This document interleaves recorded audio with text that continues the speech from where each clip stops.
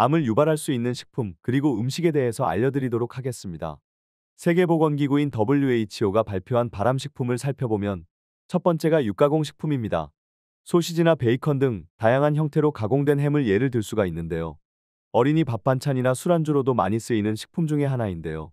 가공 과정에서 혼입되는 여러 가지 성분들이 발암물질 1군 리스트에 등재된 성분들이 많이 함유되어 있습니다.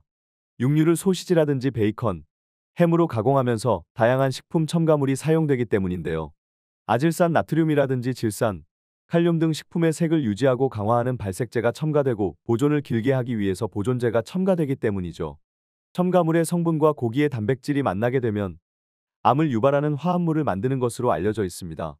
우리나라는 서구에 비해서 가공육을 주식으로 먹지 않아서 가공육과 암에 대한 상관관계가 많이 알려져 있지는 않지만 외국에서는 여러 연구 결과들이 발표된 적이 있습니다.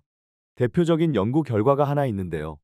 가공육을 매일 50g 섭취했을 때 기존의 대장암 발생 위험률이 18% 이상 증가했다고 발표했습니다. 가공육을 꼭 드셔야 한다면 요리하시기 전에 물에 데쳐서 첨가물의 양을 최소화하는 것을 추천드리고 국물에 넣어 드셨다면 그 국물은 적게 드시거나 안 드시는 것이 좋겠습니다. 물론 어쩌다 한번 드신다고 해서 문제가 되는 것은 아닙니다. 연구 결과에서도 나왔듯이 매일 50g 이상을 드셨을 때 100명 중에 18명의 대장암 환자가 발생했다는 것입니다. 두 번째는 초가공식품이라고 하는 즉석조리 식품입니다. 이미 가공된 식재료와 합성 원료로 조리한 음식을 이야기하는 것인데요. 우리가 편의점이나 마트에서 구할 수 있는 식품들이 대체적으로 다 여기에 속합니다. 통조림이라든지 소스 드레싱, 식사 대용 시리얼, 과자, 병에 들어있는 음료 등을 들 수가 있습니다. 초가공식품과 가공식품의 차이는 가공식품은 판매 전에 가공이 된 식품으로 우유라든지 치즈, 건과일, 발효제품 등이 여기에 속하고 있습니다. 천연원료 재료의 특성은 그대로 유지하면서 살짝 가공한 식품을 이야기하는 것입니다.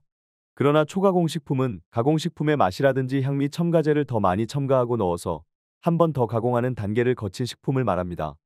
훈제향을 첨가해서 재가공한 닭, 돼지, 연어 보존제를 넣은 채소와 스프레이드 종류 등으로 우리가 이미 가공식품으로 알고 있는 것 중에도 초가공식품이 이미 많이 있습니다. 혼밥 쪽이 많아지면서 간편 조리식 시장이 엄청나게 커지고 있는데요. 대부분 초가공식품에 해당됩니다. 영국 의학 저널에 의하면 식단에서 초가공식품의 섭취 비율이 10% 증가하게 되면 전체 암에 걸릴 위험이 12%나 증가하고 유방암 발병 가능성이 11%나 증가했다고 합니다. 그래서 최근에는 초가공식품 시장이 커지면서 문제점을 보완하려는 업계의 노력이 있습니다. 최대한 가공을 줄이기도 하고 천연 재료와 천연 조미료를 사용하려는 노력들이 있기는 하지만 아직 많이 부족한 것이 현실입니다. 다음은 흔히 우리 밥상에 쉽게 올라오는 반찬 중에서도 주의가 필요한 식품들이 있습니다. 그것은 기름을 발라 구워낸 구운 김입니다. 김을 구우면 매캐한 연기가 올라올 때가 있는데요. 이때가 기름의 발연점을 넘는 순간입니다. 동시에 1급 발암물질로 지정되어져 있는 벤조피렌이 만들어지는 과정이기도 하죠. 김은 고소한 맛과 풍미를 위해서 들기름이라든지 아니면 참기름을 바르는데요. 들기름과 참기름은 발연점이 160도 이하로 낮기 때문에 주의가 필요합니다. 발암물질이 금방 생겨날 가능성이 높아지는 것이 특히 들기름은 쉽게 산패가 되기 때문에 오래 두고 드시게 되면 더 많은 문제가 발생할 수 있습니다. 우리 몸에 좋은 김은 가급적이면 맨 김을 살짝 구워서 드시는 것을 권장해 드립니다. 가급적이면 기름을 발라 구워진 김은 피하시는 것이 좋고 이것도 어쩌다 한번 드시는 것은 괜찮습니다. 두 번째는 마가린으로 잘 알려져 있는 마저린입니다. 마저린으로 구운 토스트나 비벼서 간장밥에 드시는 분들이 계시는데요. 마저린은 버터 대용품으로 프랑스에서 처음 만들어진 식물성 버터입니다. 원래 식물성 기름은 상온에서 액체 상태로 존재하는데요. 고체 상태로 유지하기 위해서 수소를 첨가합니다. 가공 과정 중에서 트랜스 지방이 생겨나게 되는데요. 트랜스 지방이 나쁜 콜레스테롤을 높이는 1등 공신으로도 잘 알려져 있습니다. 쇼틴인 기름도 마저린과 같은 공정으로 만들어지기 때문에 트랜스 지방 함량이 높습니다. 제과, 제빵류에 많이 사용되기 때문에 원재료 표시를 보시고 가급적이면 트랜스 지방이 첨가된 가공식품은 자주 드시지 않도록 주의하시는 것이 좋습니다. 가공식품 중에 트랜스 지방이 얼마만큼 들어있는지는 그 제품의 뒷면을 보시면 단백질, 탄수화물, 지방 밑에 트랜스 지방이 얼마나 함유되어 있는지 표시하게끔 되어 있습니다. 다음으로 의외의 식품인 참치입니다. 참치는 대형 어류에서 먹이사슬의 최상단에 위치한 포식자입니다. 참치는 소형 어류보다 중금 속으로 알려져 있는 수은 축척이 상대적으로 많이 되어 있습니다.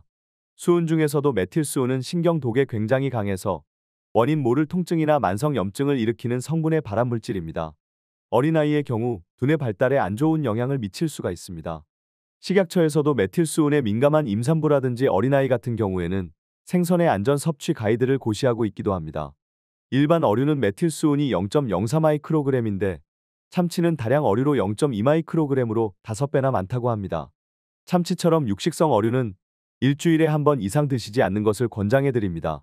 내용에 도움이 되셨다면 구독과 좋아요 부탁드립니다.